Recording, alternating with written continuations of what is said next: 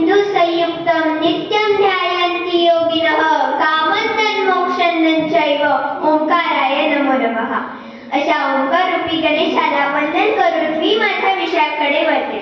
सन्मान्य व्यासपीठ, पूज्य गुरुजन वर्ग आणि माझ्या बालमित्रांनो, मी स्वरांजली ज्ञानदेव झाडे, इयत्ता 5वी, श्री निकेतन गुरुकुल विद्यालय, विषय म्हणते हरिपाठाने मला काय दिले।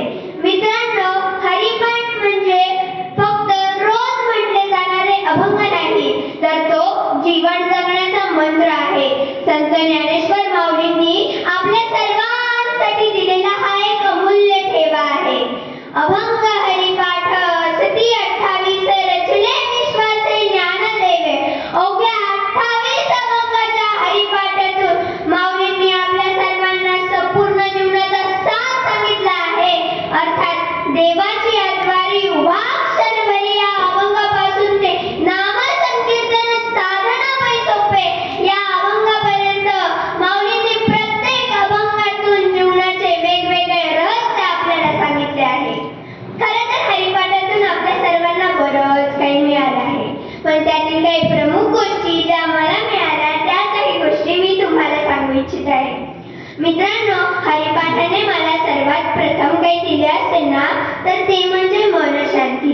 मी ना पूर्वी खूप चिडचिडपणा करायचे, धिंगाणाही घालायचे, मग आई चिडायची, कधी कधी मारही भेटायचा।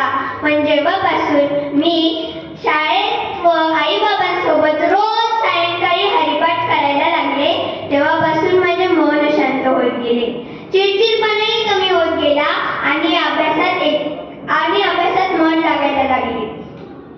आणि माझ्या समोर हरिपाठातले एक एक रहस्य उलगडत गेले। त्या रहस्यामधूनच मला बऱ्याच गोष्टी मिळत गेल्या।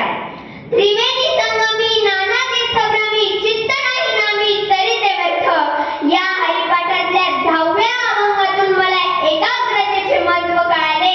कारण माऊली सांगतात की किती वेळा तीर्थयात्रा केली आणि जर तुमचे चित्त जागेवरती नसेल तर सर्व काही व्यर्थ। म्हणून कोणतीही गोष्ट करताना एकाग्रता खूप महत्त्वाची असते। हे कळाल्यावर मी अजूनच एकाग्रतेने हरिपाठ करायला लागले। भावे विन भक्ती, भक्ती विन मुक्ती, बळे विन शक्ती बोलू नये या हरिपाठातल्या 4थ्या अभंगातून मला भक्ती आणि प्रेम याचे महत्त्व प्राप्त झाले। कारण माऊलींनी सांगितलंच आहे की भक्तीसाठी भाव, मुक्तीसाठी भक्ती आणि शक्तीसाठी बळ हे खूप आवश्यक असते। आणि मला कळाले की जीवनात भक्ती आणि प्रेम हे खूप महत्त्वाचे असते। तेव्हापासून माझ्या इतरांबद्दलची भक्ती आणि परमेश्वराबद्दलचे प्रेम अजूनच वाढत गेले। संतांचे संगती मनोमार्गगती आखळावा श्रीपती येणे पंथे या हरिपाठातल्या 8व्या अभंगातून मला संतांच्या संगतीचे अर्थात चांगल्या लोकांच्या सहवासाचे महत्त्व प्राप्त झाले आणि मी चांगल्या लोकांच्या सहवासात राहण्याचा प्रयत्न करत आहे।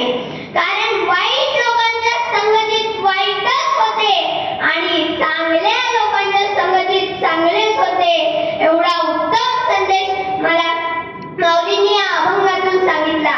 नित्य नेमनावी ते प्राणी दुर्लभ, लक्ष्मी वल्लभ दयाजवळी या हरिपाठातल्या 22व्या अभंगातून मला नियमितपणाची सवय झाली। कारण माऊली सांगतात की कोणतीही गोष्ट करताना जर नियमितपणा असेल ना, तर ते गोष्ट साध्य होते आणि ती गोष्ट पूर्णत्वाला जाते। आणि शेवटी हरिपाठ कीर्ती मुखी जरी गाय, पवित्राची होय देह त्याचा या हरिपाठातल्या 17व्या अभंगातून मला संपूर्ण हरिपाठाचे व नामस्मरणाचे महत्त्व कळाले। आणि मी जो हरिपाठ नियमितपणे करतो त्या हरिपाठामुळे माणसाचा देह, माणसाचा जन्म पवित्र होतो। हा उत्तम संदेश मला या अभंगातून कळाला।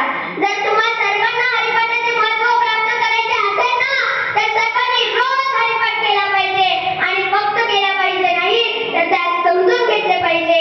शेवटी एवढेच म्हणायचे वाटते, हरिपाठ नाम करतात मनास लाभे शांतीची वाट, विचार वर्तन शुद्ध होईल, जीवन दीप उजळून जाईल। एवढे बोलून मी माझे भाषण संपवते। धन्यवाद।